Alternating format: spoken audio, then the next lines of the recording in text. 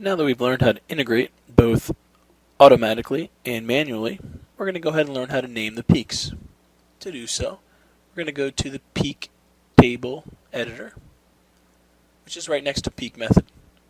When we click that, we get a little preview window of the chromatogram, and again we can scroll through the different detector channels if we choose. Of course, we're going to go with channel 1 as that is the one we previously integrated.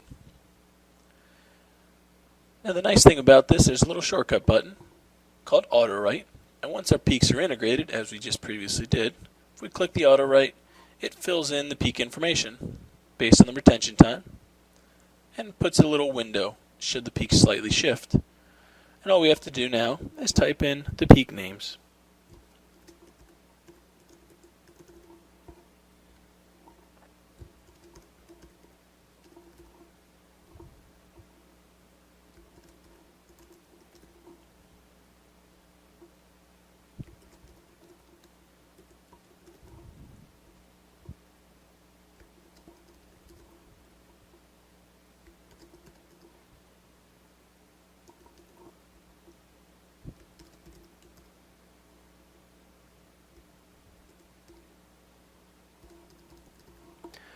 Once you've typed those peak names in, you simply save your peak ID table,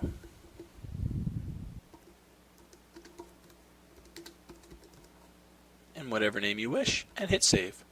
Once you have saved it, we can now click the apply button, and since we've already found the peaks and integrated them, we can simply just click apply identification only.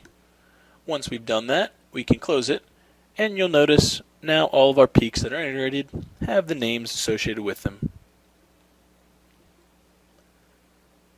If we'd like to slightly change the view of the chromatogram, we can right-click, select View Options, and then now the annotation above each peak we can change. So if we'd like to put our peak name above that, along with, for example, the retention time, and click OK, now we can see each peak name and the retention time. Now in the report, we can actually edit the direction or angle that the word and the retention time are written, but we'll get to that at a later time.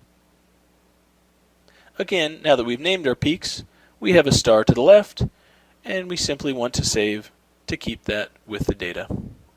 And after doing so, what we see is our peak ID table, just as with the rest of the methods, is saved with the data. So if we double click, we can see exactly what the peak names are, the retention times, and the windows should we need to come back to those at a later date. Now for many of our users, after we have integrated and named our peaks, we're ready to print a report. More complex data analysis such as calibration curves will be covered in a later section. So let's start building our report. To do so, click Edit Report Style, and you'll see we have a blank template to the right.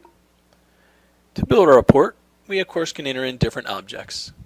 The first section is the general section, in which we can put a title, text, graphics, or a few other items. The next section is chromatograms. We can put in our chromatogram, our contour plot from our PDA, peak info table, or other information. And in our method section, we can put in our control method conditions, our integration conditions, or other information we'd like. So let's go back to General, and we'll put in the title by simply double-clicking on Title. You'll see that appear to the right, and on the bottom left in the Properties section, we can change the font, the color, or more importantly, the title.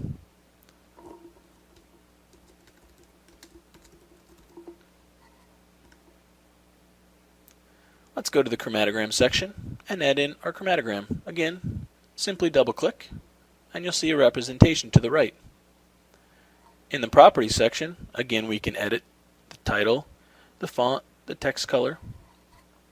We're going to go to the plot section and we'll change the graph area and the plot area to a white background.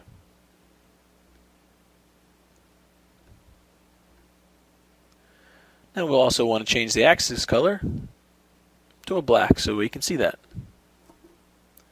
If we scroll down, we can see the x-axis and y-axis. Now these default as automatically scaling so that it'll fit your chromatogram to your report.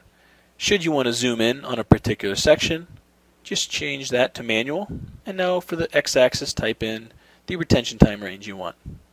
Same thing for the y-axis. If you need to zoom in, change it to manual and type in the minimum and maximum intensity. Otherwise, if you leave them as automatic, it will automatically scale so that your chromatogram fits. At the very bottom, we have our legend, which is our chromatogram name, as seen on the right. If you want to show it, leave it as shown. If you don't want to see it, simply hide it.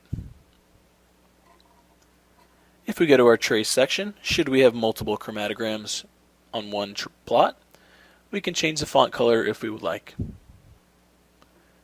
And lastly, in our attribute section, we can change our annotation over the peaks. The default is just to put a peak number 1, 2, 3, 4, etc. over the peak, but let's change that so that we show just our retention time. You have two more label options should you want to add more information, such as the peak name or any other details. You can also change the number of digits if you want to simplify it, for instance to 2. If we scroll down, we see the peak marks. To the right, what you'll see is we have a downward triangle for the start of the integration, an upward triangle for the stop of the integration, and a little red cross tick. If you'd like to change any of those or hide them, you simply change this to none, or you pick a different symbol.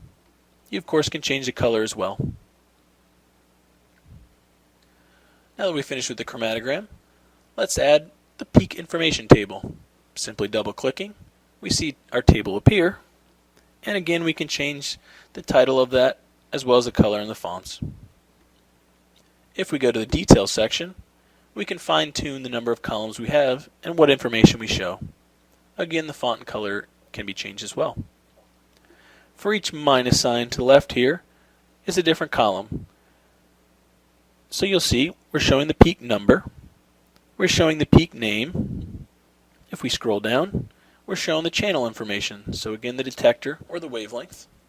The retention time is being shown, the area, the height being shown, the area percent, the height percent. If we didn't want to show, simply select the drop down and hide it. And you'll see it grays out if it's not being shown. The calculated value, that is a particular formula we can build that you'll learn how to do in a later section, and for now we'll simply hide that by double-clicking. The resolution of the peaks can be shown, and we're hiding many other columns. As we scroll down, we'll see. Again, if we want to show any of these, just simply double-click on the hide and it'll say show. Now that we've finished our report template, let's just simply save as and call it our default report. Once we save, you can close, and now we want to print. To print, we first need to set up the printer. To do so, select File, Print Setup, and select the printer you want. Of course, if you are using actual print on your network, you'll want to select that and set it up first. We're just going to print as a QPDF and get an example PDF file to show you the report. Select that and hit OK. Now to print, you can simply come up to Print Report Style. Click that button and select your report style that we've just created and print.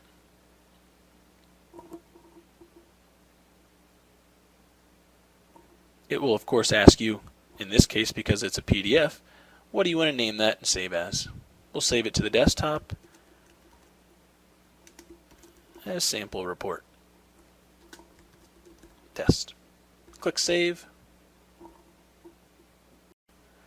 Now once you've grabbed your printout from the printer, or in this case open your PDF file that we saved, you have your report printout. As you can see, we have our title, our chromatogram, and our peak information that we wanted to include.